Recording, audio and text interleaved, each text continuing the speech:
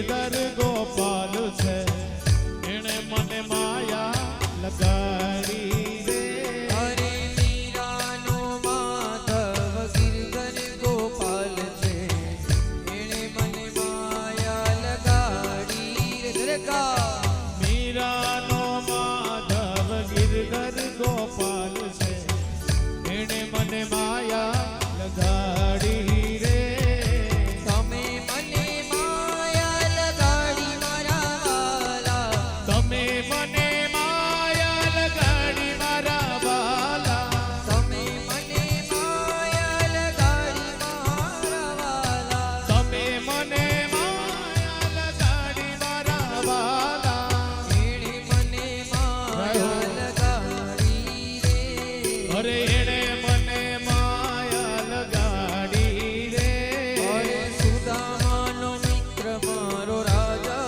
રણ છોડ છે એણે મને માયા લગાડી સુદામાનો મિત્ર મારો રાજા રણ છોડ છે એણે મને માયા લગાડી રે અરે શબરીનો રામ મારો રાજા રણ છોડ છે એણે મને માયા લગાડી રે હે સબરીનો રામ મારો રાજા રણ છોડ છે એણે મને માયા લગાડી રે અરે દ્વારિકાનો નાથ મારો રાજા રણ છોડ છે એણે મને માયા લગાડી રે હે દ્વારિકાનો નાથ મારો રાજા રણ છોડ છે એણે મને માયા લગાડી રે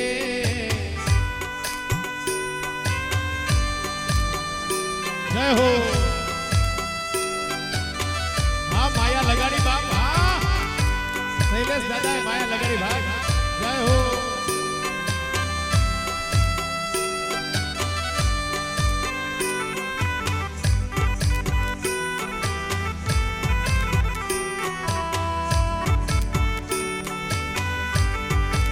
જય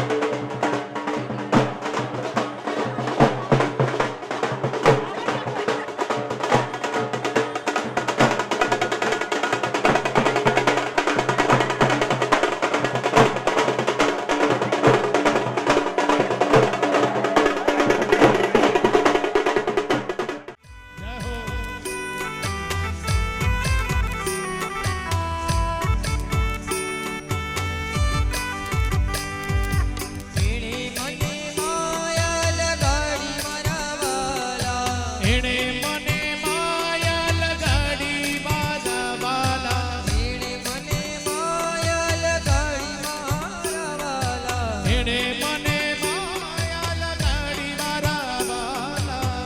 તમે મને માયા લગાડી રે. હે તમે મને માયા લગાડી રે.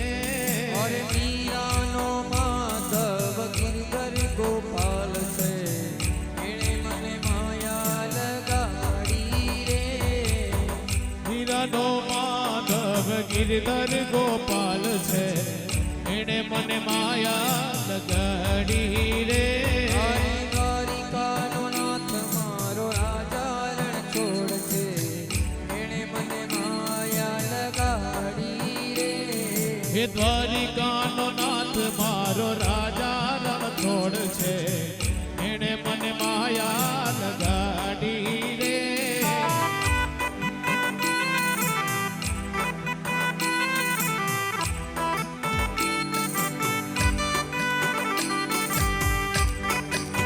જય હો.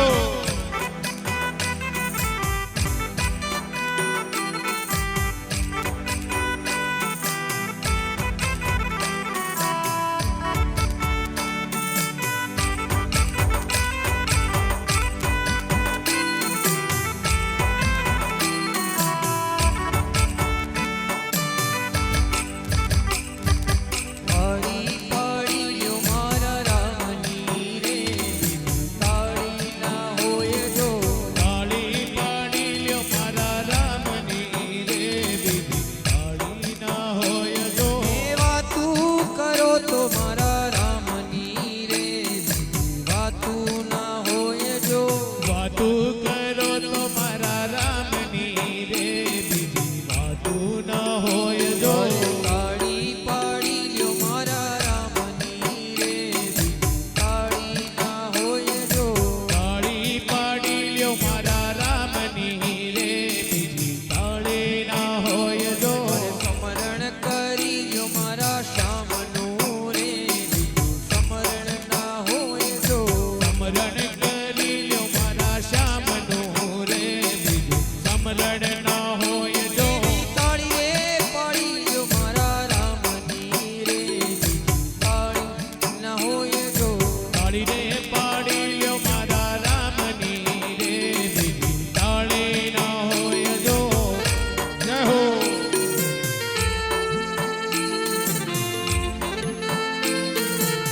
રાધે. જય હો.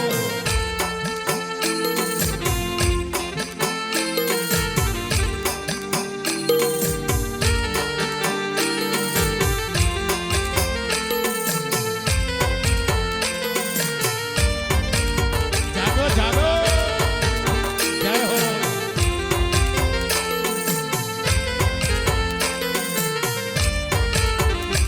એવો રંગો રૂપાળો રંગ રેલિયો ને ઘેર જાવું ગમતું નથી.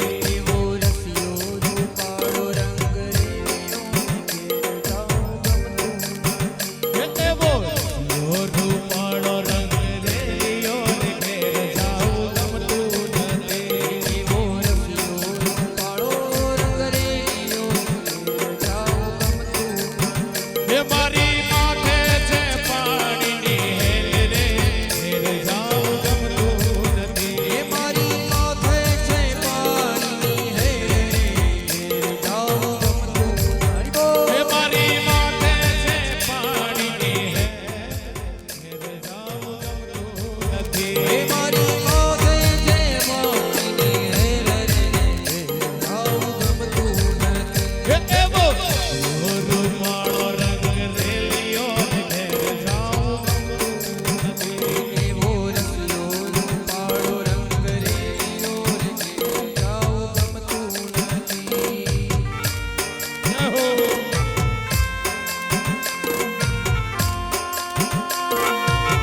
રાધે.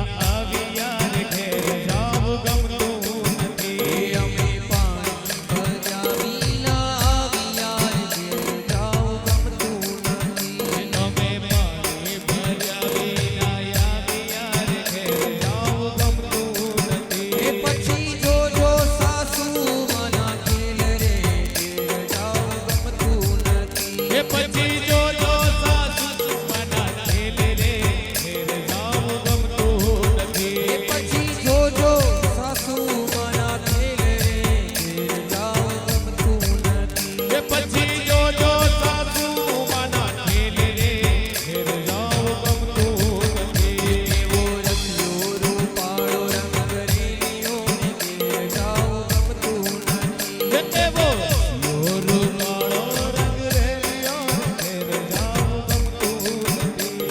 એવો રસિયો રૂપાળો રંગ રેલિયો ને ઘેર જાવું ગમતું નથી. એવો રસિયો રૂપાળો રંગ રેલિયો ઘેર જાવ ગમતું નથી. અમે ગાયું ધોયા વિના આવ્યા ને ઘેર જાવું ગમતું નથી.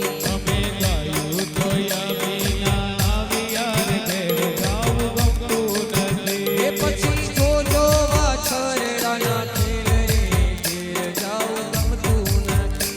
પછી જોજો વાછરડાના ખેલ રે ઘેર જાવ ગમતું નથી. એ પછી જોજો વાછરડાના ખેલ રે ઘેર જાવું ગમતું નથી. પછી જોજો વાછરડાના ખેલ રે ઘેર જાવ ગમતું નથી.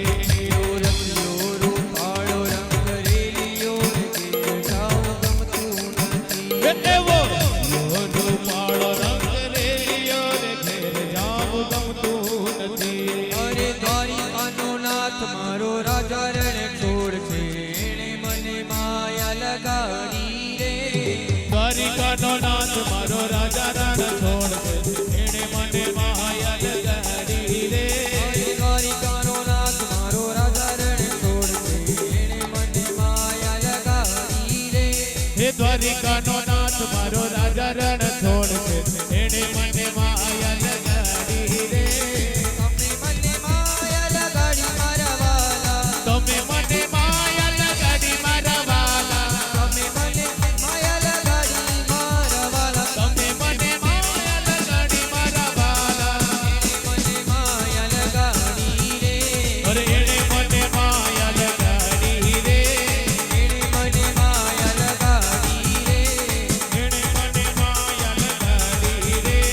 સુદામાનો મિત્ર મારો રાજા રણ છોડ છે એણે મને માયા લગાડી રે. હે સુદામાનો મિત્ર મારો રાજા રણ છોડ છે એણે મને માયા લગાડી રે. તમે મને માયા લગાડી મારા વાલા. તમે મને માયા લગાડી મારા વાલા. તમે મને માયા લગાડી મારા વાલા. તમે મને માયા લગાડી મારા વાલા. એણે મને માયા લગાડી રે. અરે એણે મને માયા લગાડી રે. મને માયા લગાડી રે. અરે તમે મને માયા લગાડી રે. સુદામાનો મિત્ર મારો રાજા રણે છોડ છે એણે મને માયા લગાડી રે. સુદામાનો મિત્ર મારો રાજા રણ છોડ એને મને માયા લગાડી રે. હરે મીરાનો માધવ ગિરધર ગોપાલ છે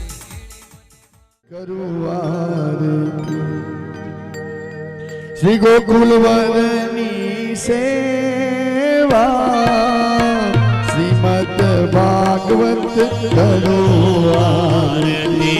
શ્રી ગોકુલવરની સેવા મોર મુકુટ પીતાંબર સોહે.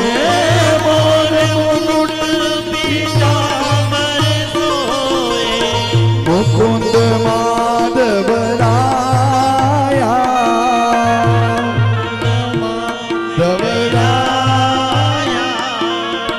શ્રીમદ ભાગવત કરું આરતી.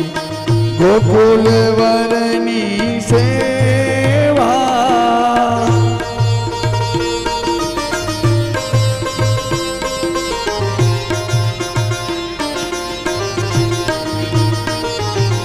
ગોપી જનના પ્રાણ પ્રભુ છો.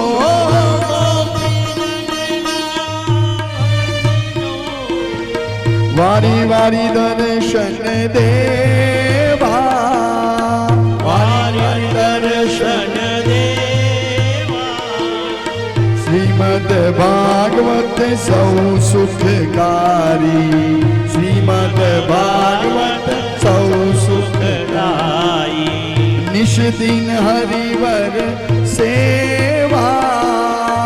નિષદિન निश्चिन हरिवर सेवा श्रीमद् भागवत करो आरती गोकुल वरनी सेवा।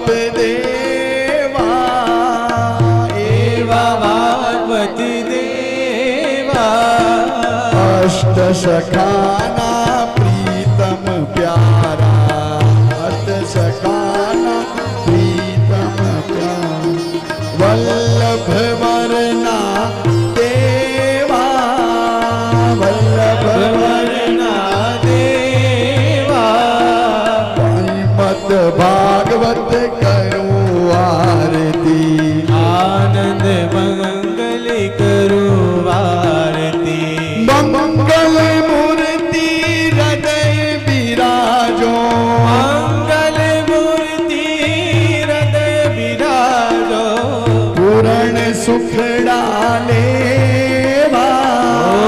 पूर्ण सुख डालेवा कर जोड़ी प्रभु ने हूँ करो विनती कर जोड़ी प्रभु ने हूँ करो विनती चरणों नी दे जो सेवा वाला चरणों नी दे जो मन सेवा तुम्हारा चरणों नी दे जो मन सेवा वाला चरणों नी दे जो मन सेवा श्रीमद् भागवत करो आरती श्रीमद् भागवत करो आरती गोकुल वरनी सेवा गोकुल वननी सेवा मारा गोकुल वरनी सेवा आनंद मंगल करो आरती श्रीमद् भागवतनी सेवा आनंद मंगल करो आरती कर्पूर गौरम करुणावतारम संसार सारम भुजगेन्द्रहारम सदा वसन्तं हृदयारविन्दे भवं भवानी सहितं नमामि मंगलं भगवान् विष्णु मंगलं गरुडाध्वज मंगलं पुंडरीकाक्षो मंगलाय तनोहरि सर्वमंगल मंगले शिवे सर्वार्थ साधिके शरण्ये त्र्यंबके गौरी नारायणी नमोस्तुते नारायणी नमोस्तुते नारायणी नमोस्तुते। પરમ કૃપાળુ પરમાત્મા ભગવાન શ્રી કૃષ્ણચંદ્રની કૃપાથી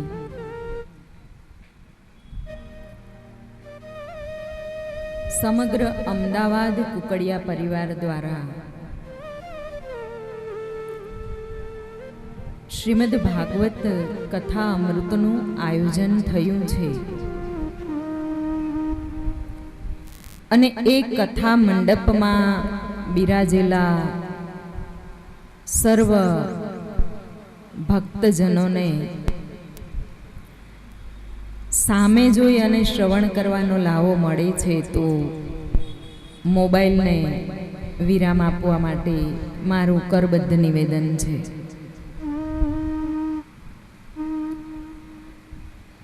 કે મોબાઈલમાં નહીં જોઈએ, આપણે અહીંયા જે દેખાય છે એ જ જોશું.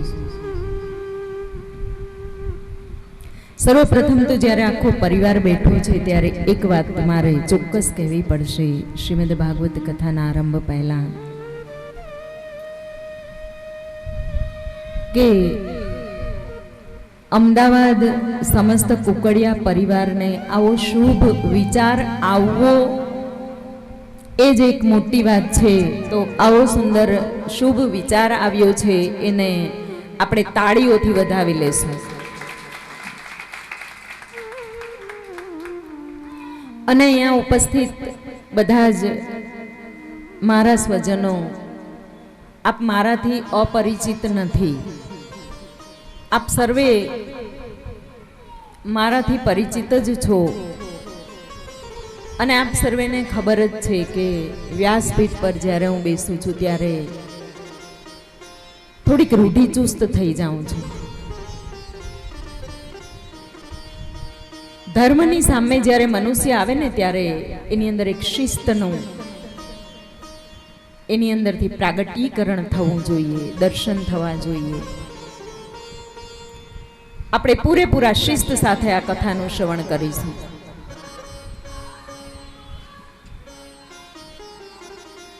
બીજી વાત છે કે આ કથાનો હેતુ માત્ર ને માત્ર શ્રાદ્ધ પક્ષની અંદર આપણે સુંદર મજાના આપણા આત્માને શ્રીમદ ભાગવત કથાના વાગ્મય સ્વરૂપ દ્વારા પાવન કરીએ, પવિત્ર કરીએ, એટલો જ છે.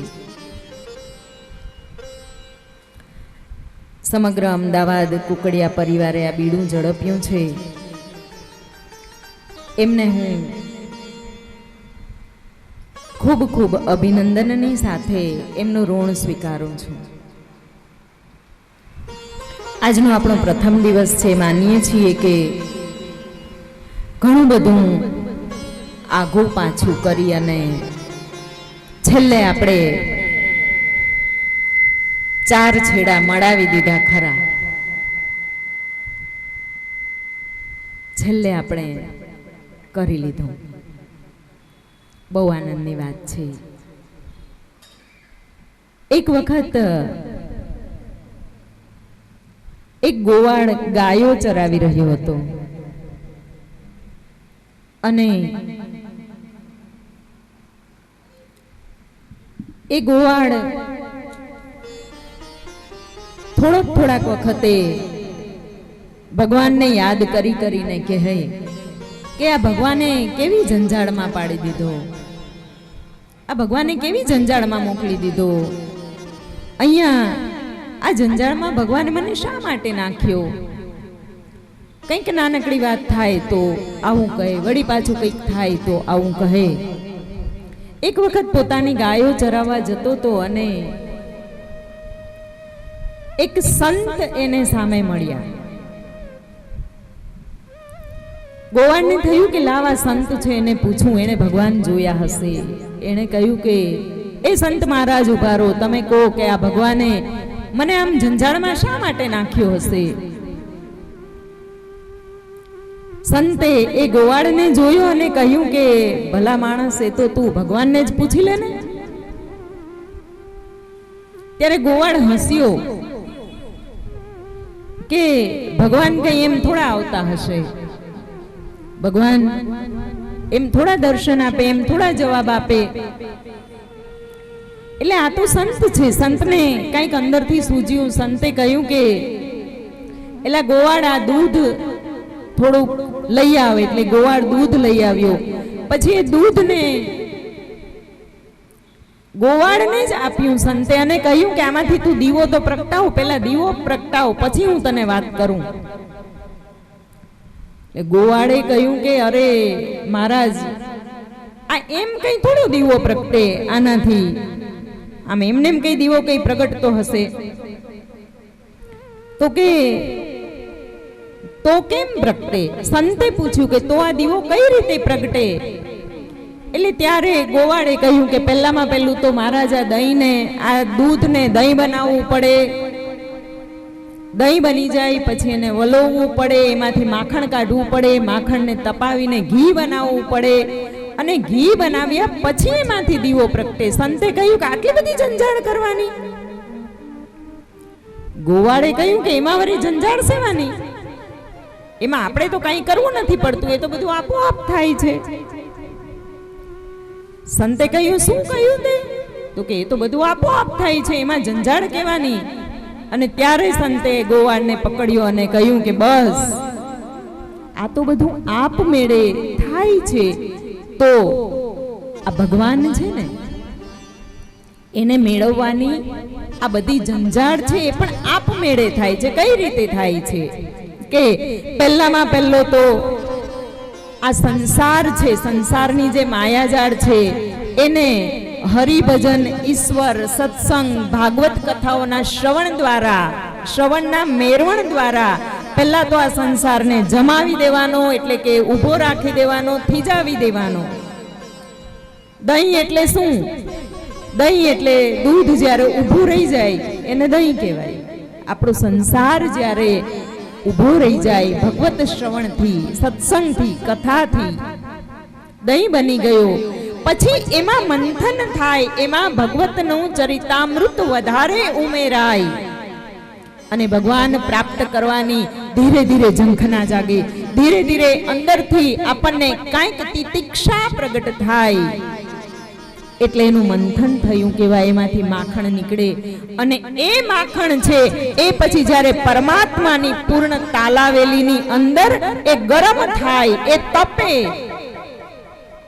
એ સ્વાધ્યાયના તપમાં તપે, એ વ્રતના તપમાં તપે, એ હરિભક્તિના તપમાં તપે, નિયમોના તપમાં જ્યારે એ તપે, પવિત્રતાના તપમાં તપે, ત્યારે ભગવાન રૂપી તેજ છે, ભગવાન રૂપી દિવ્યતા, સાક્ષાત પરમાત્માનું સ્વરૂપ એ જીવને આવીને મળે છે. સંતે કહ્યું કે આમ ભગવાન મળે છે. ત્યારે ગોવાળે કહ્યું કે ઓહો, આ તો સાવ સહેલું છે, બધું આપોઆપ થાય છે. જીવનની અંદર બધું આપમેળે થાય છે.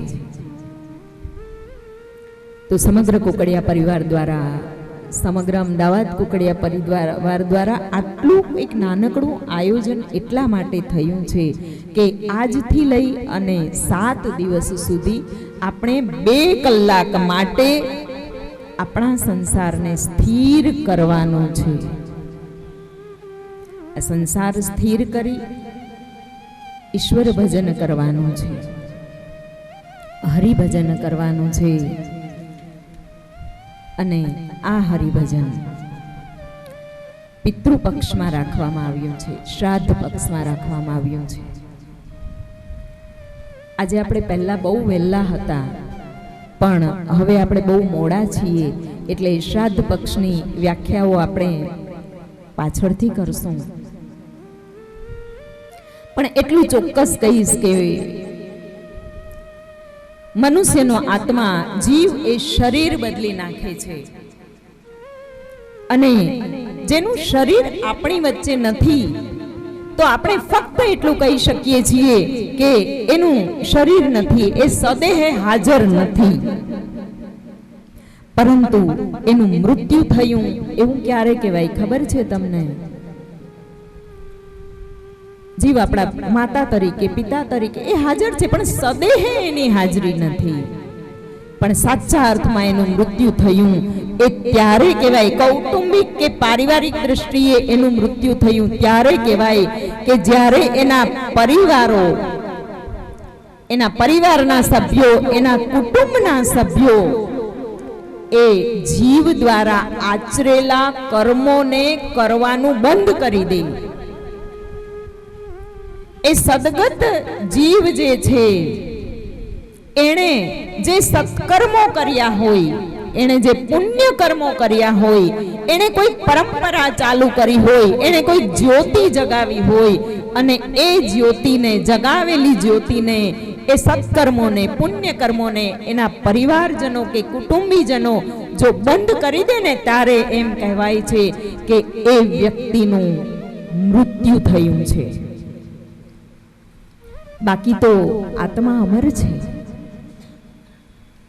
શ્રીમદ ભાગવત કથા એ આપણને ખૂબ સુંદર આપણા જીવનને શાંત અને સ્થિર કરવાનો એક અલભ્ય લાવો આપે છે, એક સુંદર મજાનો અવસર આપે છે.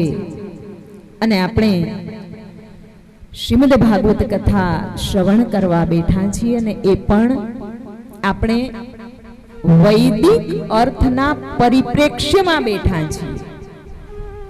આપણે વાર્તાત્મક રીતે, પ્રવચનાત્મક રીતે શ્રીમદ ભાગવત કથાઓ તો શ્રવણ કરી છે.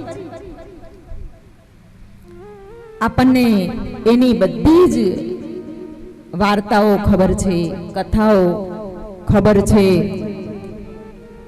એટલે આપણે એ પૂરેપૂરી કથાઓ સાથે નહીં જઈએ, એકાગ્રતાથી આપણે આપણા જીવનની અંદર આ કથાનું અવતરણ કઈ રીતે કરાવીએ એ રીતે કથાનું શ્રવણ કરીશું. ભાગવતા ઉદિતમ ભાગવતમ, ભગવતા ઉદિતમ ભાગવતમ. ભગવાને જે કહ્યું છે પોતાના મુખેથી એને ભાગવત કહેવામાં આવે છે. 88,000 ઋષિ મુનિઓએ એકવાર નૈમિષારણ્યમાં 1000 વર્ષ સુધી ચાલે તેવો મોક્ષ પ્રાપ્તિનો યજ્ઞ આરંભ કર્યો. 1000 વર્ષ સુધી આ માનવ જીવનને ઉત્કૃષ્ટ રીતે આગળ વધારવા માટેના કંઈક સંશોધનો કરવા માટે યજ્ઞનો આરંભ કર્યો. અને એ યજ્ઞમાં શૌનક ઋષિ, સૂત પુરાણીજી જેવા દિગ્ગજો બિરાજમાન હતા. પહેલા સત્રની અંદર એ બ્રહ્મ સત્ર કહેવાય, એટલે એમાં યજ્ઞ યાગાદી થાય. અને બીજું સત્ર જ્યારે શરૂ થાય બપોર પછી એને મીમાંસા સત્ર કહેવામાં આવે છે. અને એ મીમાંસા સત્રની અંદર પ્રશ્નોત્તરીઓ થાય. એ મીમાંસા સત્રની અંદર જીવને જ્યારે મંથન કરવાનું મન થાય, તપ કરવાનું મન થાય, ત્યારે અંદર કંઈક પ્રશ્નો આવે અને એ પ્રશ્નનું નિરાકરણ થાય. આવું મીમાંસા સત્ર ચાલુ થાય. બીજા મીમાંસા સત્રની અંદર શૌનક ઋષિએ ઊભા થઈ અને સૂત પુરાણીને પ્રશ્ન પૂછ્યો છે. આ સૂત પુરાણી એ વયોવૃદ્ધ અને જ્ઞાન વૃદ્ધ છે. જ્ઞાનમાં પણ વૃદ્ધ છે, મહાન છે. અને એને પ્રશ્ન પૂછનાર એ શૌનક ઋષિ કોણ છે? આ શૌનક ઋષિ એ 10,000 શિષ્યોના ગુરુ છે, પ્રખર ઋગ્વેદી છે.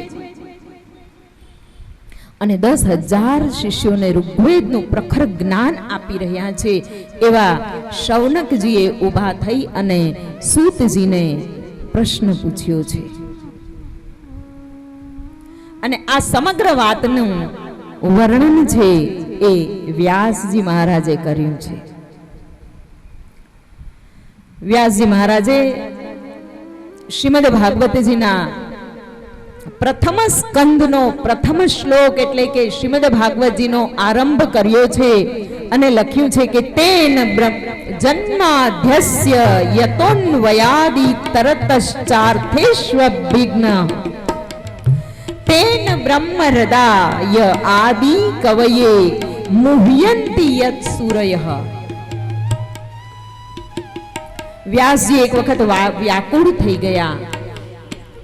17 પુરાણોની રચના કરી નાખી વ્યાસજી મહારાજે. 4 વેદની રચના કરી. 4 વેદ લખી નાખ્યા એમણે. વેદ અપૌરુષેય છે પણ એ વેદને લખ્યા શ્રી વ્યાસજીએ. અને 17 પુરાણોની રચના કરી. છતાંય એમના મનને અશાંતિનો અનુભવ થયો. નારદજી પાસે ગયા, નારદજીને અશાંતિનું કારણ પૂછ્યું અને ત્યારે નારદજીએ કહ્યું કે હે વ્યાસ મુનિ, તમે આજ દિવસ સુધી જગદીશને માત્ર ને માત્ર વર્ણવ્યો છે, ચિતર્યો છે, તમે એની ભક્તિ, એના ગુણ ગાયા નથી. અને આ જગદીશના ગુણ ના ગાઈએ ત્યાં સુધી એ આપણા ઉપર કૃપા કરતો નથી.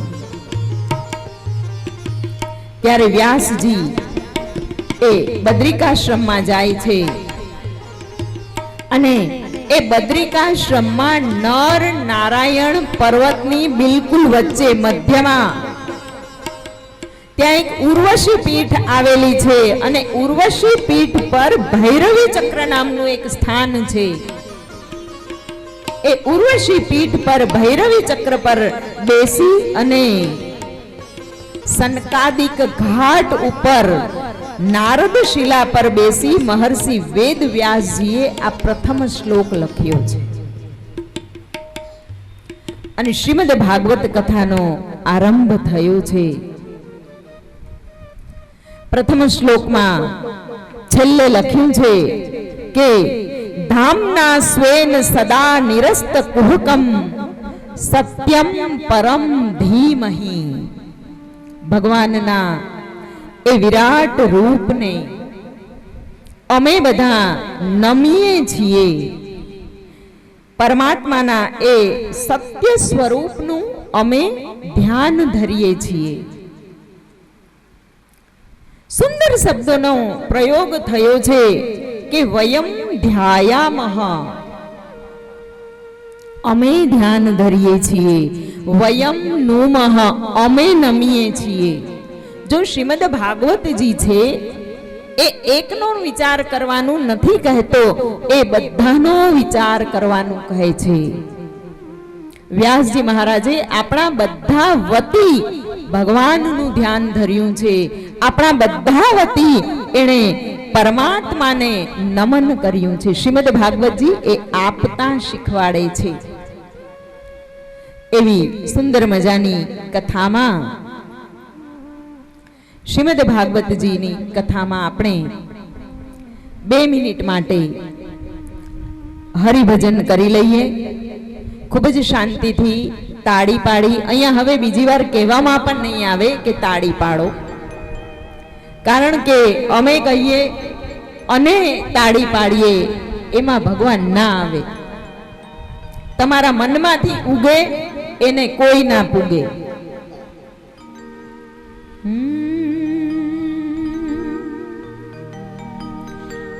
जप ले हरि का नाम मनवा, जप ले हरि का नाम, जप ले हरि का नाम मनवा, जप ले हरि का नाम,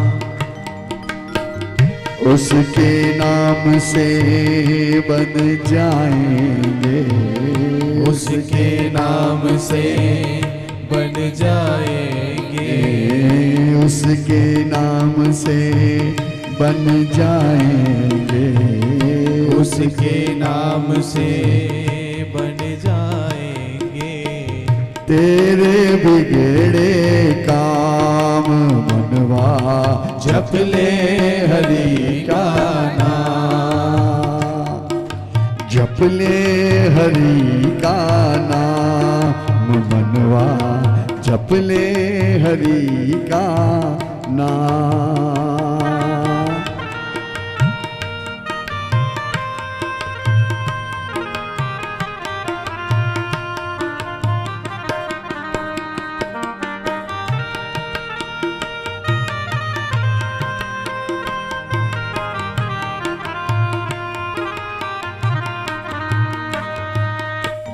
नाम तो वो धन है जो निर्धन को धनवान बना दे, नाम तो वो धन है जो निर्धन को धनवान बना दे, नाम ही नर को नारायण की एक पहचान करा दे।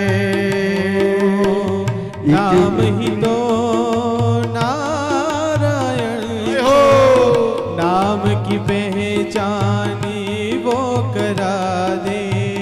मतलब क्या है कृष्ण कहे तो, मतलब क्या है कृष्ण कहे तो, या कह दे मेरे राम मनवा जप ले हरि का नाम, मनवा जप ले हरि का नाम।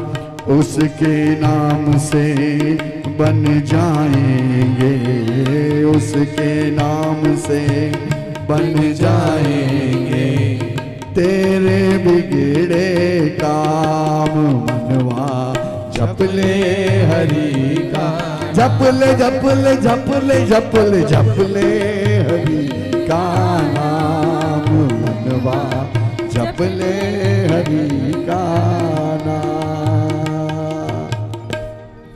પ્રશ્ન પૂછ્યો છે, ઇહ ઘોર કલયુગે ઇહ ઘોર કલૌ પ્રાયો જીવશ્ચા સુરતામ ગતઃ કલેશાક્રાંતસ્ય તસ્યૈવ શોધને કિમ પરાયણમ।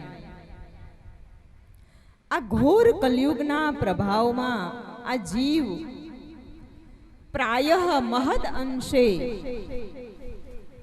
અસુરી સ્વભાવ વાળો થઈ ગયો છે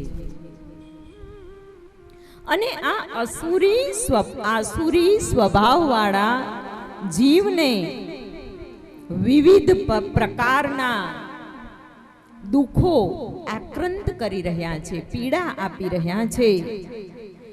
ત્યારે આ જીવને શુદ્ધ કરવાનો ઉપાય શું? જીવને દૈવીય સંપદા યુક્ત કરાવવાનો ઉપાય જણાવો। ત્યારે સૂતજીએ કહ્યું કે હે શૌનક મુનિ, જીવને દૈવીય સંપદાથી યુક્ત અને શુદ્ધ કરાવવાનો એકમાત્ર ઉપાય છે કે જેનું પાન દેવતાઓને પણ દુર્લભ છે એવા શ્રીમદ ભાગવતામૃતનું શ્રવણ કરાવવું એ જ શ્રેષ્ઠ કલિકાલમાંથી જીવને શુદ્ધ કરવાનો ઉપાય છે। અન્ય કોઈ શાસ્ત્ર કલિકાલમાં પ્રભાવી નહીં થાય, માત્ર ને માત્ર શ્રીમદ ભાગવત શાસ્ત્ર જ પ્રભાવી થશે।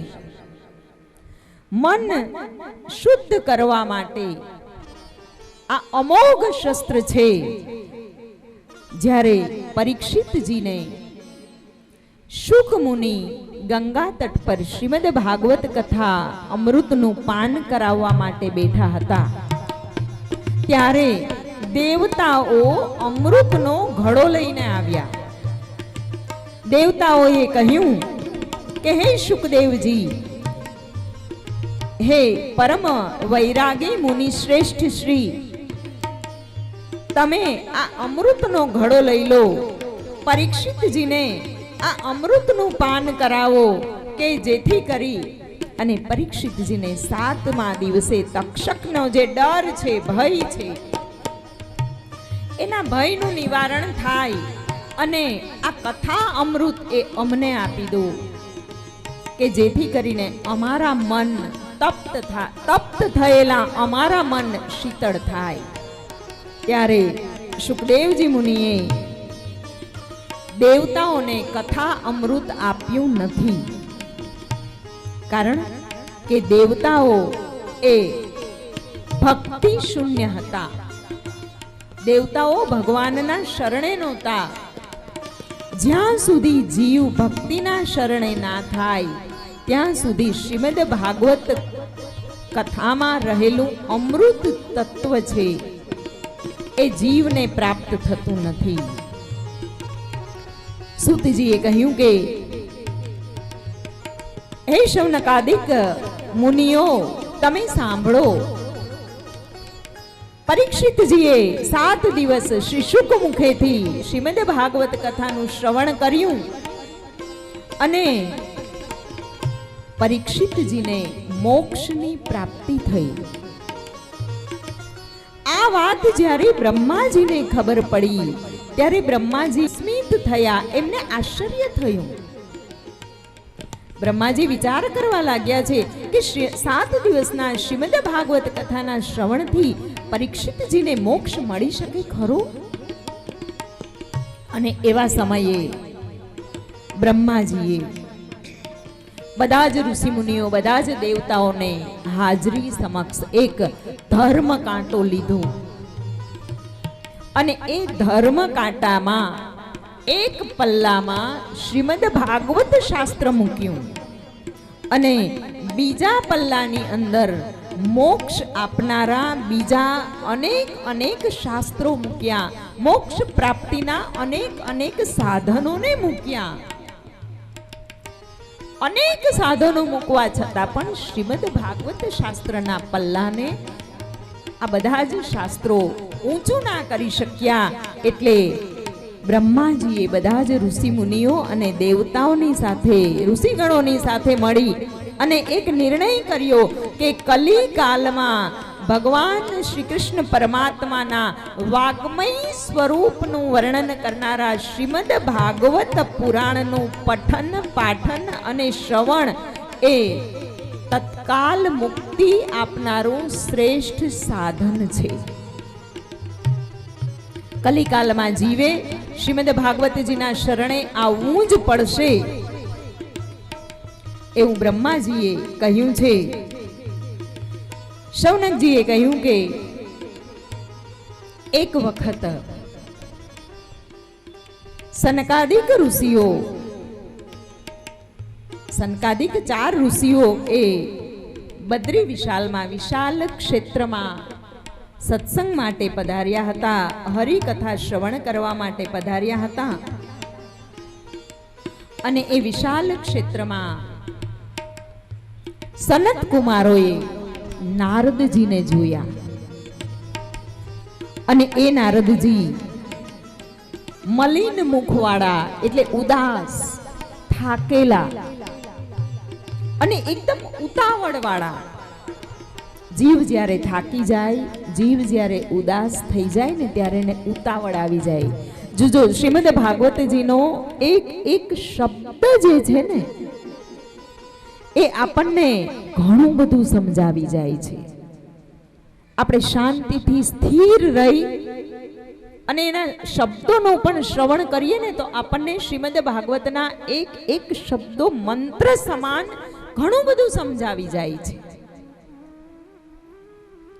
સૂત મહારાજે કહ્યું છે કે સનકાદિક ઋષિઓએ નારદજીને થાકેલા જોયા, મલિન મુખવાળા જોયા, ઉદાસ જોયા અને ખૂબ જ ઝડપથી ચાલીને આવતા હતા, ઉતાવળમાં હતા. સનકાદિક કુમારોએ નારદજીને કહ્યું કે હે નારદજી, આપ આટલા બધા ઉતાવળમાં અને શૂન્ય મનસ્ક ક્યાંથી આવી રહ્યા છો? આ ધરાતલ પરનો સાધુ, આ ધરાતલ પરનો કોઈક તપસ્વી, કોઈક ઋષિ જ્યારે આટલો બધો ઉતાવળથી ચાલીને આવતો હોય અને એનું મુખ મલિન હોય તો સમજજો કે કંઈક મોટું સંકટ આવી રહ્યું હશે. સનકાદિક ઋષિઓએ કહ્યું કે નારદજી, આપ તો આસક્તિ રહિત પુરુષ છો અને આસક્તિ રહિત પુરુષને આટલી ઉતાવળ શોભા આપતી નથી. તમારી અંદર ધીરતા હોવી જોઈએ, સમતા હોવી જોઈએ, ગંભીરતા હોવી જોઈએ અને આપ આટલી ઉતાવળથી આવી રહ્યા છો. નારદજીએ સનકાદિક ઋષિઓને કહ્યું કે અહમ તો પૃથ્વીમ યાતો જ્ઞાત્વા સર્વોત્તમામિતિ પુષ્કરમ ચ પ્રયાગમ ચ કાશીમ ગોદાવરી તથા. હે સનકાદિક ઋષિઓ, હું તો પૃથ્વી લોકને સર્વોત્તમ લોક ગણી અને આ પૃથ્વીમાં ભ્રમણ કરવા માટે આવ્યો.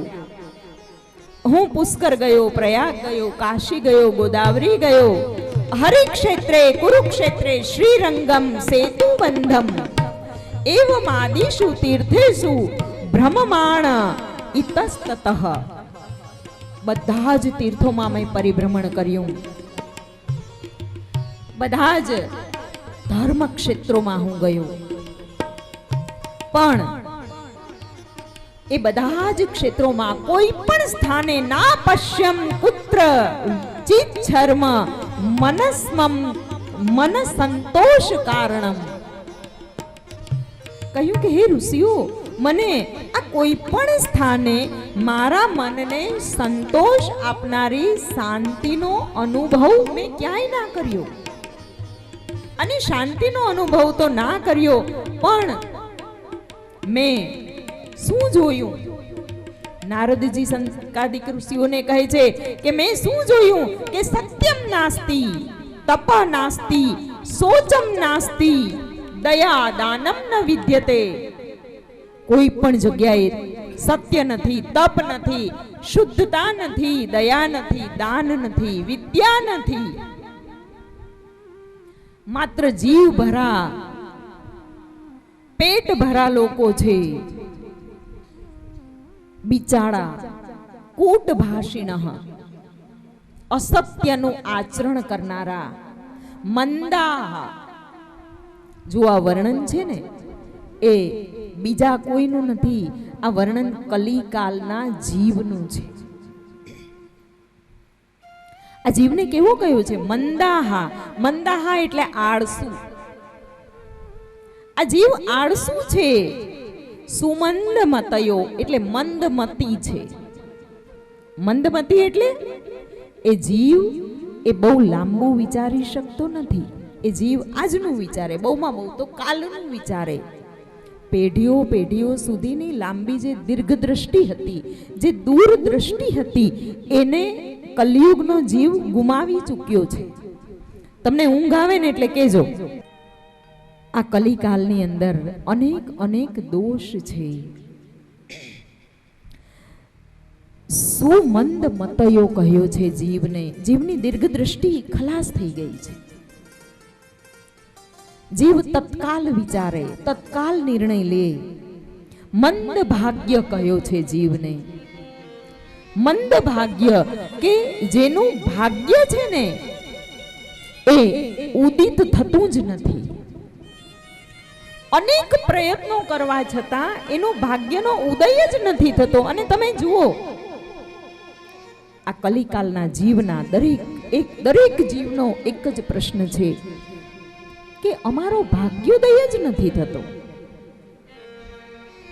કારણ કે શ્રીમદ ભાગવતજીની અંદર જ્યારે ભગવાન આ ધરાતલ પરથી પોતાના સ્વધામ જઈ રહ્યા હતા, ભાલકા તીર્થમાં ભગવાન જ્યારે પોતાનો આ દેહ ત્યાગ કરી રહ્યા હતા, આ પૃથ્વી રૂપી ધરાતલમાંથી તેઓ જઈ રહ્યા હતા ને, ત્યારે ઉદ્ધવજીએ ભગવાન શ્રી કૃષ્ણને કહ્યું કે હે પ્રભુ, તમે જો આ ધરાતલ પરથી વિદાય લેશો તો પછી આ કલિકાલનો જીવ કરશે શું? અને ત્યારે ભગવાને ઉદ્ધવના કહેવાથી આ કલિકાલના જીવો પર કૃપા કરી અને પોતાનું તેજ એ શ્રીમદ ભાગવતજીમાં પધરાવ્યું છે. અને એટલે આપણે શ્રીમદ ભાગવતજીને શ્રીમદ ભાગવતજી નથી કહેતા, પણ માત્ર આ 18મા પુરાણને આપણે શ્રીમદ ભાગવત ભગવાન કહીએ છીએ. બોલો એકવાર બે હાથ ઊંચા કરીને શ્રીમદ ભાગવત ભગવાનની. જ્યારે સાક્ષાત ભગવાન શ્રી કૃષ્ણ પરમાત્માનું વાગ્મય સ્વરૂપ, વાણીમય વર્ણન આપણી સાથે હોય અને આ જીવને જો કોઈ મંદ ભાગ્ય કહી જાય તો પછી કઈ રીતે સહન કરાય? નારદજીએ કહ્યું છે કે આ જીવ છે ને એ વ્યુપદ્રુતા થઈ ગયો છે. વ્યુપદ્રુતા એટલે ઉપદ્રવી થઈ ગયો છે. આ જીવને શાંતિથી બેસવું ગમતું નથી, ઉપદ્રવી થઈ ગયો છે. એ કાંઈક ને કાંઈક કરે ને, નહીં તો કાંઈક એમને બેઠો હશે ને તો કાં તો પગ હલાવે છે, હાથ હલાવશે, અને કંઈ નહીં કરે ને તો નીંદર તો કરી જ લેશે, ઝોકું લઈ લેશે. અને આ કલિકાલની અંદર આ જીવની આ એષણાનો ફાયદો ઉપાડવા માટે થઈ અને આપણા હાથમાં રમકડું પકડાવી દીધું. આમેય મંદ ભાગી તો હતા, આમેય આળસુ તો હતા, ઉપદ્રવી તો હતા, પણ વધારે ઉપદ્રવી થઈ ગયા. પહેલાના ઉપદ્રવમાં અને અત્યારના ઉપદ્રવમાં ફેર શું પડ્યો ખબર તમને? કે પહેલાનો ઉપદ્રવ 5 જણા જોઈ શકતા હતા તો 5 માંથી એકાદ વ્યક્તિ ડારો દેવાની સાહસ કરતું હતું કે એલા આ નથી શોભતું, એટલે ઊભું રહી જવું પડતું હતું. પણ આજનો ઉપદ્રવ કેવો છે? આજનો ઉપદ્રવ એકાંતમાં છે. એ ડબલું લઈ અને ખૂણામાં બેસી જાઓ, જે કરવું હોય એ કરો. તમારી અંદર જો આસુરી વૃત્તિ હોય તો એનું પોષણ કરો, તમને કોઈ કંઈ કહેવા વાળું નથી. તમારી અંદર દિવ્ય વૃત્તિ હોય તો તમે દિવ્ય વૃત્તિને સંતોષો, તો પણ કોઈ કહેવા વાળું નથી. આ જીવ ઉપદ્રવી થઈ ગયો છે. અને આવા કલિકાલના દોષ જોતા જોતા નારદજી કહી રહ્યા છે કે હું એમ કરતો કરતો ફરતો ફરતો દરેક તીર્થ ક્ષેત્રમાં અને ભગવાન શ્રી કૃષ્ણના લીલા ધામના ક્ષેત્રમાં આવ્યો. યમુના તટ પર જેવો હું આવ્યો તો યમુના તટ પર નારદજી સનકાદિક ઋષિઓને કહે છે કે મેં એક બહુ મોટું આશ્ચર્ય જોયું. કયું આશ્ચર્ય જોયું? કે ત્યાં એક તરુણી, એક યુવાન સ્ત્રી એ પોતાના 2 વૃદ્ધ, પોતાના ખોળામાં એના 2 વૃદ્ધ સંતાનોને લઈ અને ખૂબ જ નિરાશ બેઠી હતી. એના 2 વૃદ્ધ સંતાનોને ઉઠાડી રહી હતી, જગાડી રહી હતી. અને જેવો હું ત્યાંથી પસાર થયો એટલે એ તરુણીએ મને હાથ કરી અને ઊભો રાખ્યો. કહ્યું છે કે ભોહો ભોહો સાધુ ક્ષણમ તિષ્ઠ, કે હે સાધુ એક ક્ષણ માટે તમે ઊભા રહી જાઓ. મત ચિંતામપી નાશય, મારી ચિંતાનો નાશ કરો તમે. એ તરુણીએ કહ્યું કે મેં સાંભળ્યું છે કે સાધુઓના દર્શન ખૂબ ઉપકારી હોય છે, એટલે તમે મારું દુઃખ દૂર કરો, મારા દુઃખનું નિવારણ કરો. નારદજીએ પૂછ્યું કે આપ કોણ છો? ત્યારે એણે એની ઓળખાણ આપી છે. કહ્યું છે કે અહમ ભક્તિ રીતિ ખ્યાતા ઇમૌ મે તનયા મતો, કે હું ભક્તિ નામથી આ પૃથ્વી ઉપર વિખ્યાત છું, હું ભક્તિ છું. અને આ મારા 2 પુત્રો છે, જ્ઞાન વૈરાગ્ય નામાનો, જ્ઞાન અને વૈરાગ્ય નામના 2 પુત્રો છે. શ્રીમદ ભાગવતજીના વ્યાસજી મહારાજે જે શબ્દો વાપર્યા છે ને, એ શબ્દોમાં એકવાર આપણે ઉતરીએ ને પછી એમ થાય છે કે આ શબ્દ સિવાય આ જગતમાં ક્યાંય કંઈ રહ્યું નથી.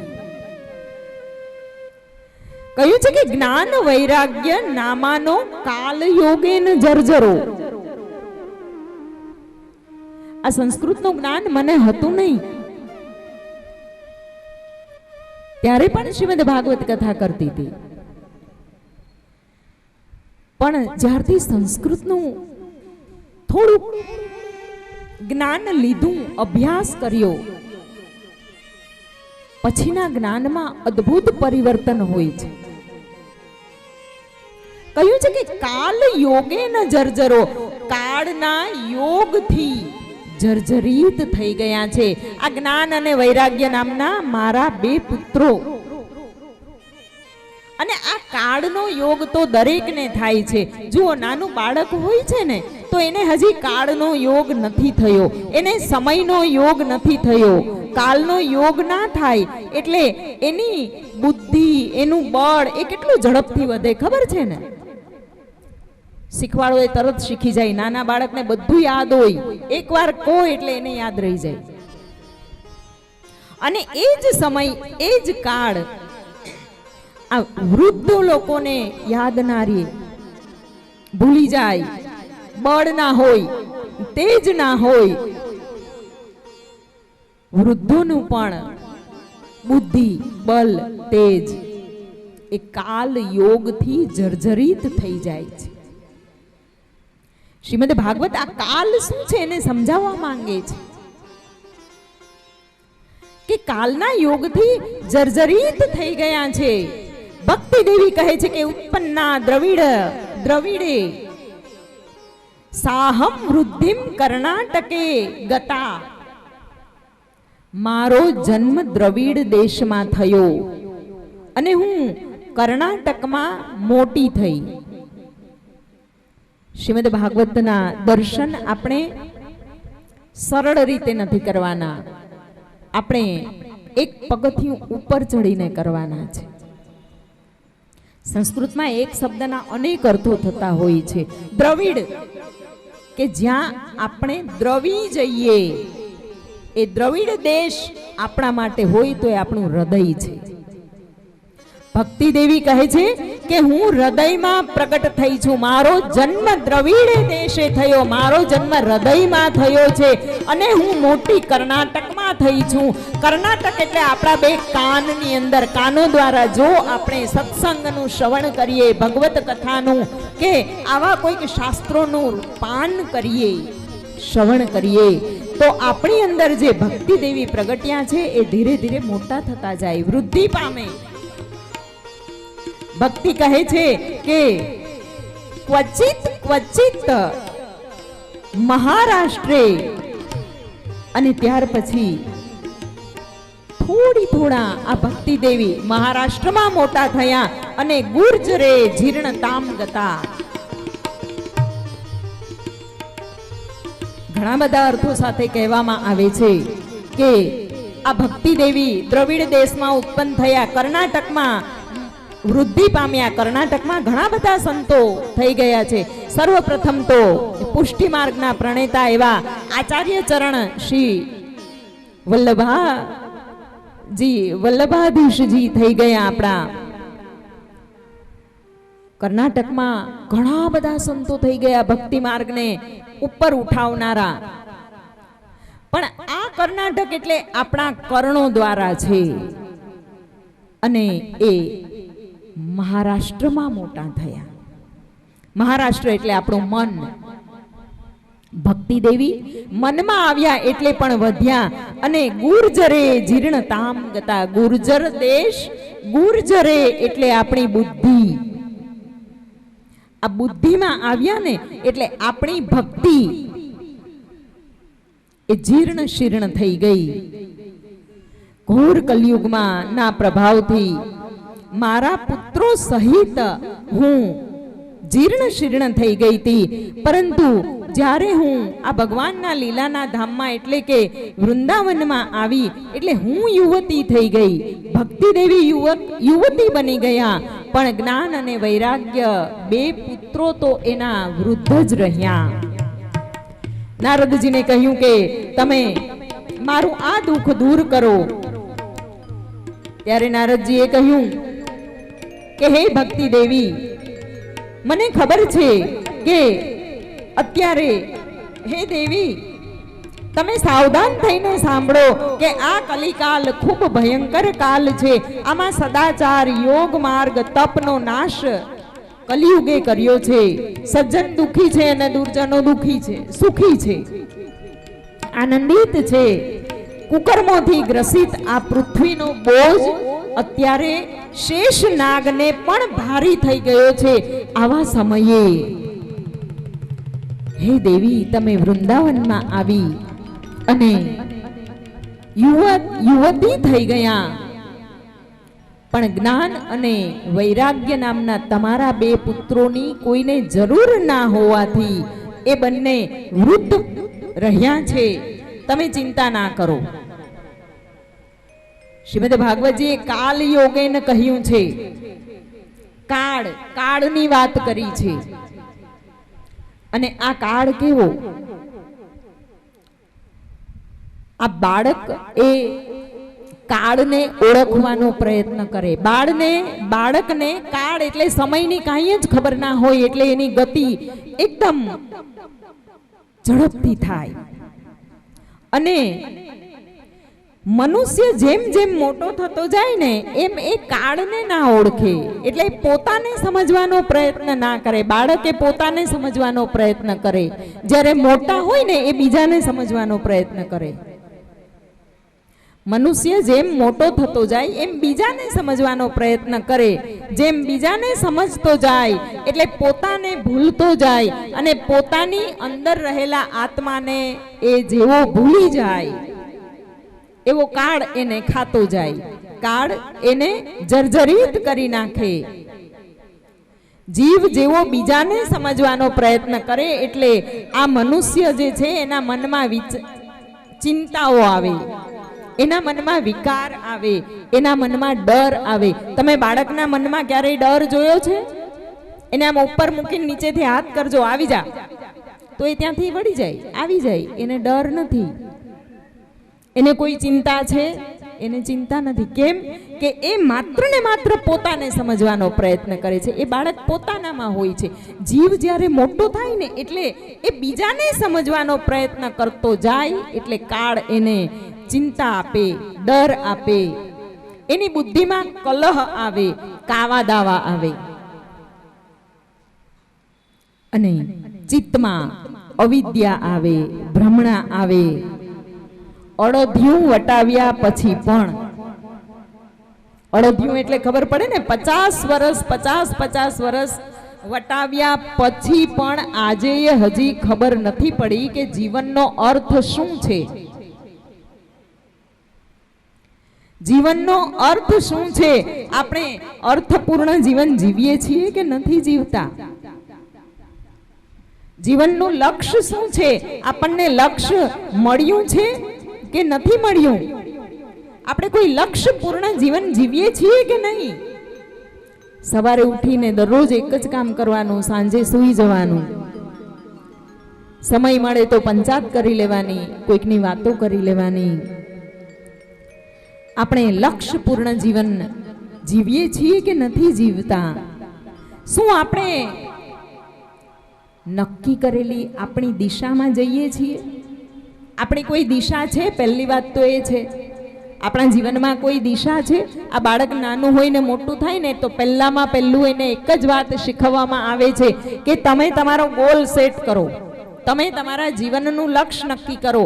તમારે ડોક્ટર બનવું છે, એન્જિનિયર બનવું છે કે જે બનવું હોય, અને એ લક્ષ્ય નક્કી કર્યા પછી તમે એ દિશામાં જાઓ, લક્ષ્યની દિશામાં જાઓ અને અર્થપૂર્ણ જીવન જીવો. અને એમાં પણ તમે સાચી ગતિથી જાઓ છો કે નહીં? 12મા ધોરણમાં 90% લઈ આવવા છે, પણ ફેબ્રુઆરી મહિનો આવી ગયો, લઈ આવવા છે 90%, પણ હજી ચોપડી તો ખોલી નથી. માર્ચ મહિનામાં પરીક્ષા છે. આપણે કઈ ગતિથી જઈએ છીએ? આપણે તો ભગવાનની ભક્તિ તો કરવી છે, બધું સરસ કરવું છે, જાત્રાઓ કરવી છે, પણ 50 વર્ષ થયા હજી તો કઈ મેળ પડ્યો નથી. આપણી ગતિ જે છે, આપણી ઝડપ બરાબર છે? જિંદગીમાં આપણે જે ચુનાવ કર્યો છે, કેવી જિંદગી જીવવી છે, આપણે જે પસંદ કરી છે, આપણે આપણી જિંદગી પસંદ કરી છે, આપણી પસંદગી શું બરાબર છે? આપણું લક્ષ્ય બરાબર છે? શ્રીમદ ભાગવતજી આપણને આવા બધા પ્રશ્નો પૂછે છે કે મનુષ્યને, ઋષિમુનિઓ જાણે છે કે મનુષ્યને લાંબા સમય સુધી જેનો અભ્યાસ હોય ને એવો જ આ માણસ બની જાય. જો આપણને લાંબા સમય સુધી આળસનો અભ્યાસ હોય તો આપણે આળસી બની જઈએ. એટલે શ્રીમદ ભાગવતજી ભક્તિ દેવીના માધ્યમથી જીવને સમજાવે છે કે જીવ પોતાના કાળને વ્યર્થ ના વાપરે, પોતાના સમયને જો વ્યર્થ સાધનામાં વાપરી નાખશે ને તો એના જ્ઞાન અને વૈરાગ્ય જર્જરિત થઈ જશે, અને જ્ઞાન વૈરાગ્ય જર્જરિત થાય તો પછી એ મનુષ્યનું જીવન એ નર્ક બની જાય છે. ત્યાર પછી શ્રીમદ ભાગવતજી આપણને અનેક જ્ઞાનમયી વાતો જણાવે છે, અને જ્ઞાનમયી વાતોની સાથે સાથે જીવને અપાર શાંતિ પણ આપે છે. નારદજીએ કહ્યું, હે ભક્તિ દેવી, તમારું દુઃખ હું અવશ્ય દૂર કરીશ. અને નારદજી દુઃખ દૂર કરવા માટે ભક્તિ દેવીના બંને પુત્રોને જર્જરિત થયેલા અને મરણ શરણ થયેલા બંને પુત્રોને જગાડવા માટે એ વેદનું ઉચ્ચારણ કરે છે, વેદ પાઠ કરે છે, ગીતાજીના શ્લોકોનું ઉચ્ચારણ કરે છે, શૌર્યમય વાણીઓ બોલાય છે, પણ જ્ઞાન અને વૈરાગ્ય ક્યારેક સળવડી અને પાછા સૂઈ જાય, જાગતા નથી, બેઠા થતા નથી. ત્યારે આકાશવાણી થઈ કે હે નારદજી, તમારે જ્ઞાન અને વૈરાગ્યને પુષ્ટ કરવા હોય તો તમે સત્કર્મનું આચરણ કરો. હવે વળી પાછો એક પ્રશ્ન થયો કે સત્કર્મ કોને કહેવું? સત્કર્મ કરવાનું કહ્યું છે તો આ સત્કર્મ કહેવું કોને? આપણે વિચારી લઈએ કે આ સત્કર્મ છે એટલે સત્કર્મ થઈ જાય. સત્કર્મ એની વ્યાખ્યા શું? આપણે એમ વિચારીએ કે આપણને જે સારું લાગે એ સત્કર્મ. શિવલિંગ ઉપર હમણાં શ્રાવણ મહિનો ગયો ને, અધિક મહિનો ગયો, શ્રાવણ મહિનો પણ ગયો. શિવલિંગ ઉપર દૂધ ચડાવ્યા આપણે,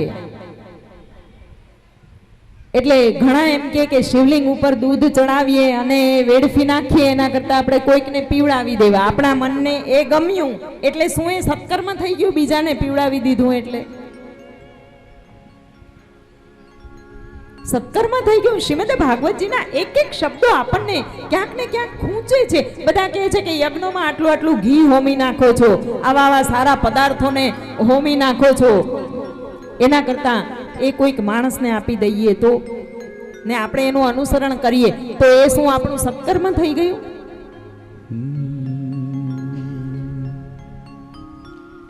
पे फूल चढ़ावे मूर्ति पर, प्रभु नहीं मले रस्ताમાં, ઈશ્વર પડ્યો નથી રસ્તામાં. બે ફૂલ ચઢાવે મૂર્તિ પર, પ્રભુ નહીં મળે સસ્તામાં, ઈશ્વર પડ્યો નથી રસ્તામાં. કૃષ્ણની પાસે જવું હોય તો, કૃષ્ણની પાસે જવું હોય તો થાવું પડે સોદામાં, ઈશ્વર પડ્યો નથી રસ્તામાં. રામનું સ્વાગત કરતા ઋષિઓ, એક એક શબ્દને સમજો. રામનું સ્વાગત કરતા ઋષિઓ જાપ જપંતા રહી ગયા, એઠા બોરને અમર કરીને, એઠા બોરને અમર કરીને, રામ શબરીના થઈ ગયા. નહીં મળે ચાંદી સોના ના ઢળક કિક્કામાં, નહીં મળે કાશીમાં કે નહીં મળે પણ નસીબ હોય તો, નસીબ હોય તો મળી જાય તુલસીના એક પત્તામાં. ઈશ્વર પડ્યો નથી રસ્તામાં. બે ફૂલ ચડાવે મૂર્તિ પણ પ્રભુ નહીં મળે સસ્તામાં. ઈશ્વર પડ્યો નથી રસ્તામાં. કે કૃષ્ણની પાસે જવું હોય તો, કૃષ્ણની પાસે જવું હોય તો થાવું પડે સોદામાં. ઈશ્વર પડ્યો નથી રસ્તામાં. અને આ શ્રીમદ ભાગવત શાસ્ત્ર છે ને, પરમહંસોની સંહિતા છે. પરમહંસોની સંહિતા છે. આ હંસનું કામ શું ખબર છે? કે દૂધ અને પાણી બે ભેગા કરીને આપીએ ને તો આ હંસ એમાંથી દૂધ પી જાય અને પાણીને એક બાજુ મૂકી દે. આ સંહિતા પરમહંસની છે. તો પરમહંસોનું કામ શું? પરમહંસો એ આ જગતની અંદર અલૌકિક અને લૌકિક બે ભેગું હોય એમાંથી અલૌકિકને પોતે ગ્રહણ કરી લે અને લૌકિકને છોડી દે છે. એને કહેવાય પરમહંસ. મોક્ષ સંહિતા છે, મોક્ષ અપાવનારી કથા છે, અદ્ભુત કથા છે. આપણે આજે આપણી કથાને બરાબર સમયે જ પૂર્ણ કરીશું. જ્યારે આ કથાનું આયોજન થયું ને એ પણ બહુ એક અદ્ભુત વાત છે. બધાને ખબર જ હશે આમ તો કે રાતનો સમય શા માટે રાખ્યો? 8:30 થી 11 એટલા માટે રાખ્યો કે એક સમય હતો કે જ્યારે દરેક મનુષ્યને ધર્મની પ્યાસ હતી. એ સમયે લોકો આ સાંસારિક કામ પડતા મૂકી અને કોઈ પાસે આટલી બધી બચત નહોતી, કોઈ પાસે આટલી સુવિધા નહોતી, પણ અંદરથી હરિભજનની લાલસા હતી, તિતિક્ષા હતી. એટલે રાતના આવા બધા ધર્મસભા અને સત્સંગના પ્રોગ્રામો થતા. તો આ કથાનું આયોજન થતું હતું ત્યારે પણ બધાએ એવું વિચાર્યું કે આ કથાના સત્સંગનો લાભ દરેકે દરેક લઈ શકે એટલા માટે રાતનો સમય પસંદ કરો કે 8:30 થી 11 વાગ્યા સુધી, કે જેથી કરીને દરેક વ્યક્તિ આવી શકે. હરિ સત્સંગ ક્યારે થાય? કે જ્યારે 88,000 ઋષિ મુનિઓ બેઠા હોય અને એ ઋષિ મુનિઓ જ્યારે એક ચિત્તે, એક લઈએ, એક તારથી જોડાઈને બેઠા હોય અને ત્યારે જે પરમાત્માની વાણી પ્રવાહિત થાય ને એનો રંગ, એનો મિજાજ કંઈક અલગ હોય. એટલે એવો દિવ્ય સત્સંગનો લાભ સમગ્ર અમદાવાદ કુકડિયા પરિવાર દ્વારા આપણને મળે એવી આપણે અપેક્ષા રાખીએ છીએ. સત્કર્મ માટે, સત્કર્મ કોને કહેવાય એ જાણવા માટે નારદજી નીકળ્યા છે. નારદજીએ સત્કર્મની ઓળખ આપી છે. સત્કર્મ કોને કહેવાય? કે જેને ઋષિ મુનિઓએ માન્ય ગણ્યું હોય અને જેનો શાસ્ત્રમાં ઉલ્લેખ હોય ને એને જ સત્કર્મ કહેવાય. શ્રીમદ ભાગવત જ્ઞાન યજ્ઞ એ સત્કર્મ છે. શાસ્ત્રમાં એનો ઉલ્લેખ છે. આ વેદવાણી છે. જ્ઞાન અને વૈરાગ્ય એ બંને સીધે સીધી વેદવાણીથી જાગૃત ના થયા, પણ શ્રીમદ ભાગવતની અમૃતવાણીથી તેઓ જાગૃત થાય છે. સનત કુમારોએ નારદજીને કહ્યું કે હે નારદજી, સત્કર્મ એટલે શ્રીમદ ભાગવત શાસ્ત્ર. જ્યારે આ કલિકાલમાં પૃથ્વી તલ પર જીવને કોઈ સત્કર્મ કરવાની ઈચ્છા થાય ને ત્યારે એણે શ્રીમદ ભાગવત શાસ્ત્રના શરણે જતું રહેવું. એટલે જ તમે જુઓ કે જ્યારે માનવ જીવનમાં વધારે તકલીફો વધે અને એ તકલીફોનું ક્યાંયથી નિરાકરણ ના આવે ત્યારે કોઈક વિશિષ્ટ, કોઈક ભૂદેવ, કોઈક સંત, કોઈક તપસ્વી એમ કે તમે એક ભાગવત કરી નાખો, અને ભાગવત કરો એટલે તમારા જીવનમાં એક એટલું મોટું સત્કર્મ થશે કે જીવનની તમામ તકલીફોનું હરણ થઈ જાય, તમામ તકલીફો દૂર થાય. અને એટલે જ અમદાવાદ સમગ્ર કુકડિયા પરિવારે માત્ર પરિવારની તકલીફો દૂર કરવા માટે નહીં, પરિવારે તો મોજમાં આયોજન એટલા માટે કર્યું છે કે અહીંયા શ્રવણ કરવા આવનાર દરેકે દરેક જીવના મનની, તનની, બુદ્ધિની અને એના દરેકે દરેક પ્રકારની તકલીફ દૂર થઈ જાય. આવા એક ઉમદા હેતુથી આયોજન થયું છે. સનત કુમારે નારદજીને કહ્યું છે કે ભાગ્યોદયેન બહુ જન્મ સમર્જિતેન, બહુ જન્મોનો ભાગ્યોદય હોય ને, અનેક જન્મના સંચિત પુણ્ય કર્મના ફલનો ઉદય થયું હોય ત્યારે સત્સંગ પ્રાપ્ત થાય, સાધુ પુરુષોના દર્શન થાય અને એ સત્સંગથી મોહ દૂર થાય, અંધકાર નાશ પામે અને વિવેક જાગૃત થાય. ત્યારે નારદજીએ સનત કુમારોને કહ્યું કે તો પછી એ જ શ્રીમદ ભાગવત સપ્તાહનું, એ જ શ્રીમદ ભાગવત જ્ઞાન યજ્ઞનું આયોજન કરી અને હું ભક્તિના બંને પુત્રોને સજીવન કરું, બંને પુત્રોને પુનર્જીવિત કરીએ અને ગંગા કિનારે હરિદ્વાર ક્ષેત્રમાં આનંદ ઘાટ પર શ્રીમદ ભાગવત કથાની તૈયારીઓ થઈ ગઈ છે.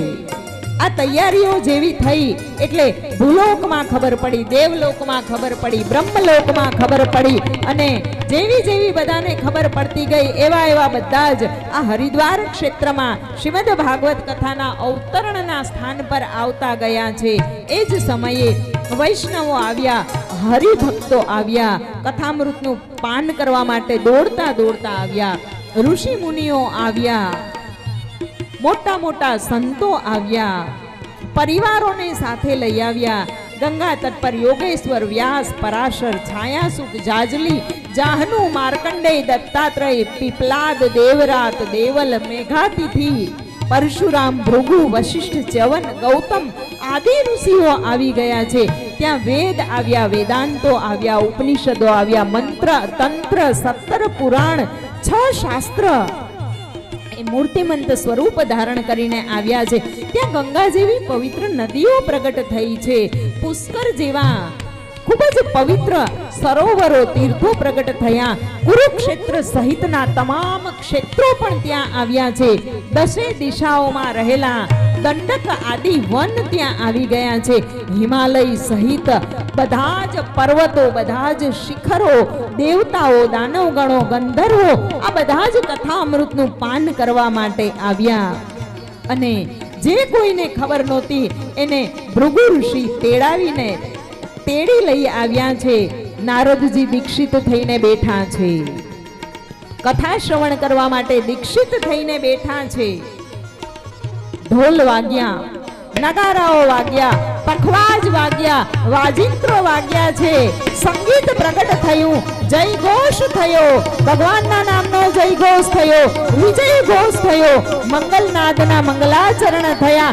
બોલીએ શ્રી ગોવર્ધનનાથની દ્વારિકાધીશ જય હો.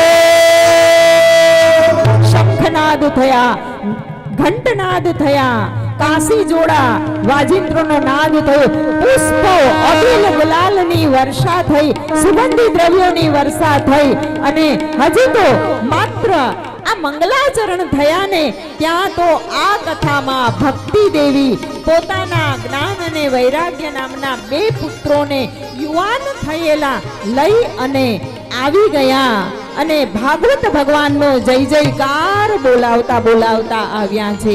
ભક્તિ દેવી ખૂબ જ આનંદિત થયેલા અને આવ્યા કથા મંડપમાં આવી અને નારદજીને પૂછ્યું કે નારદજી મારું સ્થાન બતાવો, હું અહીંયા ક્યાં બેસું?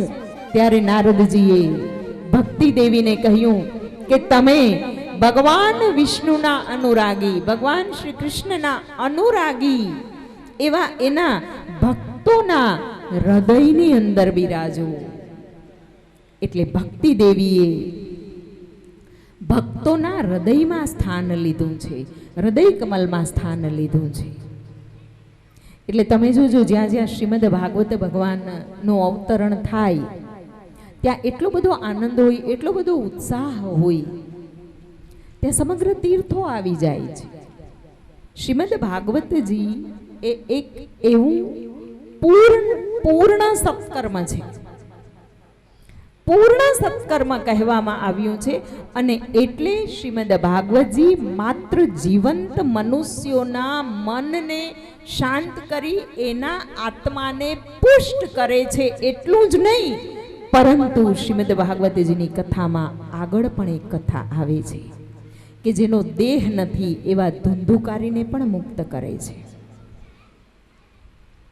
શ્રીમદ ભાગવતજીની આ કથામાં આ કથા એ હરિદ્વારમાં થઈ અને ભક્તિ દેવી વૃંદાવનમાં હતા, યમુના તટે. તમને ખબર છે યમુના અને હરિદ્વાર એટલે મથુરા વૃંદાવન અને હરિદ્વાર વચ્ચે કેટલા કિલોમીટરનું અંતર છે?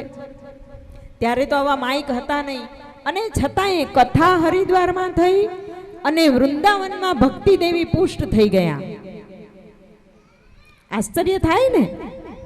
આપણે કથા અહીંયા કરીએ છીએ અને ક્યાંક દૂર 150, 200, 250 કિલોમીટર દૂર એની અસર થાય, એવું અત્યારે બનતું નથી. તો આવું કઈ રીતે બન્યું? ઘણા બધા ભાગવતકારોએ આ વાતને આવી રીતે વર્ણવી છે કે જુઓ, એક છે હરદ્વાર. હરિદ્વારના બે નામ છે, એક તો હરદ્વાર અને હરિદ્વાર. હરદ્વાર, હર એટલે ભગવાન શિવ અને શિવની નિશાની કઈ? આ ત્રીજું નેત્ર. તો આ ત્રીજું નેત્ર એટલે હરદ્વાર. અને હરિ, હરિ એટલે ભગવાન વિષ્ણુ અને ભગવાન વિષ્ણુ એટલે કર્મ. અને આ કર્મનું દ્વાર કયું? કર્મ કેનાથી કરે મનુષ્ય? માત્ર ને માત્ર મનુષ્ય જ કર્મ કરી શકે છે, કારણ કે મનુષ્ય પાસે બે હાથ છે, બીજા કોઈ પાસે બે હાથ નથી. અને હાથ નથી એટલે કર્મ માત્ર મનુષ્ય કરે છે, બાકીના બધી જ યોનિઓ છે એ ભોગ યોની છે, માત્ર ભોગવે છે, એના કર્મોને ભોગવે છે. મનુષ્ય કર્મ કરે પણ છે અને ભોગવે પણ છે. એટલે હરિ નું દ્વાર એટલે આપણા બે હાથ. હરદ્વાર, હરિદ્વાર. આપણે એકાગ્રતાથી આપણા બે હાથ દ્વારા જો કર્મ કરીએ તો પણ ભક્તિ પુષ્ટ થાય છે, આપણા જ્ઞાન અને વૈરાગ્ય જાગૃત રહે છે. એકાગ્રતાથી આપણે કર્મ કરીએ તો જીવન પુષ્ટ થાય છે. અને શ્રીમદ ભાગવતના કથા મંડપમાં જો આપણે એકાગ્રતાથી કર્મ કરીએ એટલે કથા શ્રવણ કરીએ, અથવા એકાગ્રતાથી જ્યારે તાળીઓ પાડીને કથા શ્રવણ કરીએ તો ભક્તિ દેવીનું પ્રાગટ્ય થાય છે. હરિ અને હર, હરિદ્વાર, હરદ્વાર, હરિહર.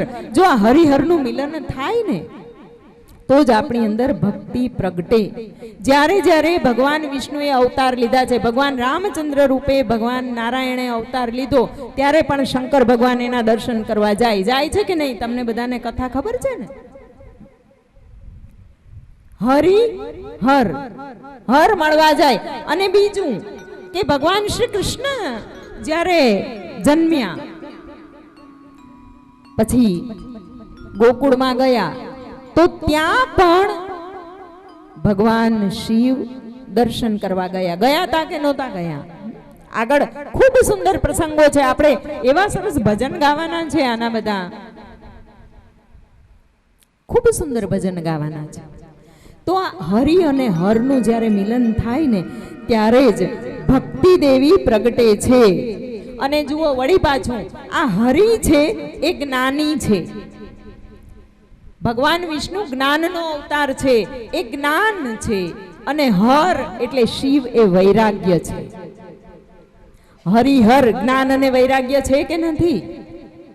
અને આ જ્ઞાન અને વૈરાગ્ય એક થાય એટલે ભક્તિ દેવી પ્રગટ થાય.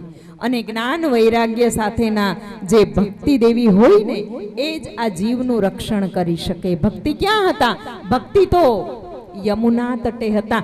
અને એ યમુનાજી કોણ છે? યમુના બેન છે. યમુનાજી યમની બહેન યમુના છે. યમરાજા અને યમુના મહારાણી બે ભાઈ બહેન છે. હવે યમુના મહારાણી જેનું રક્ષણ કરતા હોય એટલે યમની બેન ભક્તિ દેવીનું રક્ષણ કરતા હોય તો પછી એને બીક શેની? એટલે આપણે કહીએ ને કે આપણે ભક્તિ કરીએ છીએ તો બીક શેની? રામ રાખે ને કોણ ચાખે? યમ એ ભક્તિ દેવીની રક્ષા કરે છે. યમુના દેવી એની રક્ષા કરે, યમના બહેન એની રક્ષા કરે છે. શ્રીમદ ભાગવતની કથા ખૂબ જ અદ્ભુત છે, ખૂબ જ સુંદર કથા છે. અને સનત કુમાર શ્રી ભક્તિ દેવીના બંને પુત્રોને નારદજીના માધ્યમથી કથા શ્રવણ કરાવી અને એને પુષ્ટ કરે છે. આવતીકાલના પ્રસંગોમાં આપણે મહાત્મ્યને આગળ વધારીશું અને ધીરે ધીરે એક પછી એક એમ બધા જ પ્રસંગો આવતા જશે. આજે ભક્તિ દેવીના પ્રાગટ્ય પછી આપણે આજની કથાને અહીંયા શ્રીમદ ભાગવતની વાણીને બિલકુલ સમયથી માત્ર એક શ્લોકથી વિરામ આપીશું.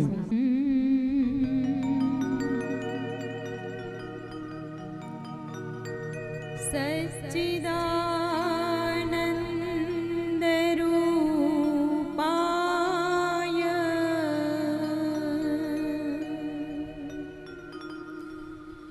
વિશ્વોત્પત્યાદિ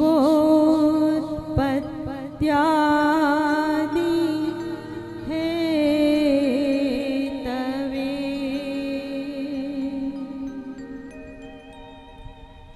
તાપત્રય વિનાશાય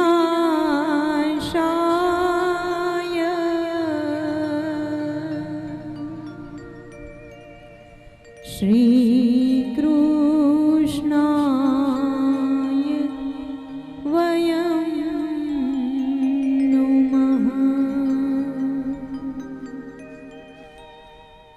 સચ્ચિદાનંદ સ્વરૂપ સતચિત અને આનંદ સ્વરૂપ પરમાત્મા જે સમગ્ર જીવ અને જગતના ઉત્પત્તિ કરતા, પાલન કરતા અને સંહાર કરતા છે, એ પરમાત્મા સમસ્ત સૃષ્ટિને અને સૃષ્ટિના જીવોનું કલ્યાણ કરે એવી પ્રાર્થના સાથે આપણે બધા એ પરમાત્માના ચરણોમાં વંદન કરીએ છીએ. બોલીએ શ્રીમદ ભાગવત ભગવાનની, શ્રી કૃષ્ણ કનૈયા લાલની જય. આરતી કુંજ બિહારી કી શ્રી નટયર. आरती कुंज बिहारी की श्री गिरिधर कृष्ण मुरारी की. आरती कुंज बिहारी की श्री गिरिधर कृष्ण मुरारी की. गले में वैजंती माला बजावे मुरली मधुर बाला. श्रवण में कुंडल झलकाला नंद के आनंद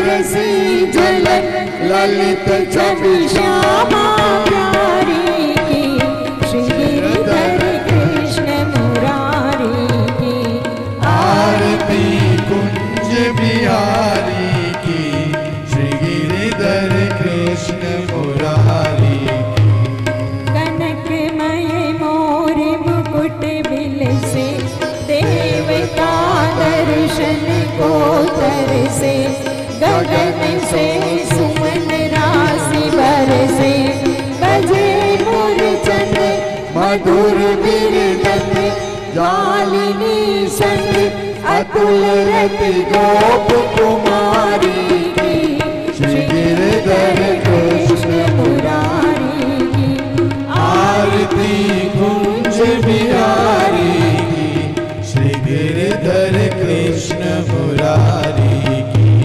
जहाँ ते प्रगट भई गंगा कलुष कलिहारिणी श्री गंगा स्मरण ते होते मोह भंगा बसे शिव सिर जटा के बीच हरे अदिति से चरण छवि श्री बनवारी की श्री गिरिधर कृष्ण मुरारी आरती कुंज बिहारी की श्री कृष्ण कृष्ण मुरारी की चमकते उज्जवल तट रेणु बजरंगी वृंदावन बेणु चहु दिश गोप ग्वाल धेनु हसत मृग मत चांदनी संग कटक भव बंद हरे सुन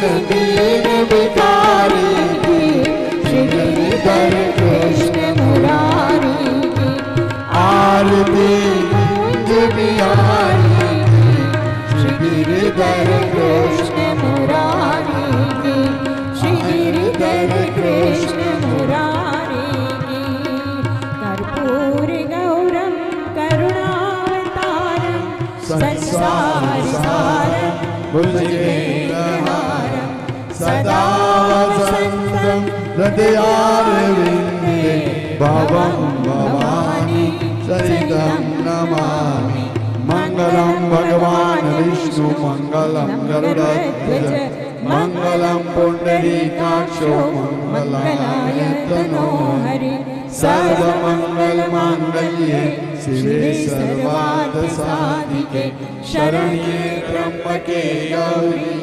नारायणी नमोस्तुते नारायणी नमोस्तुते नारायणी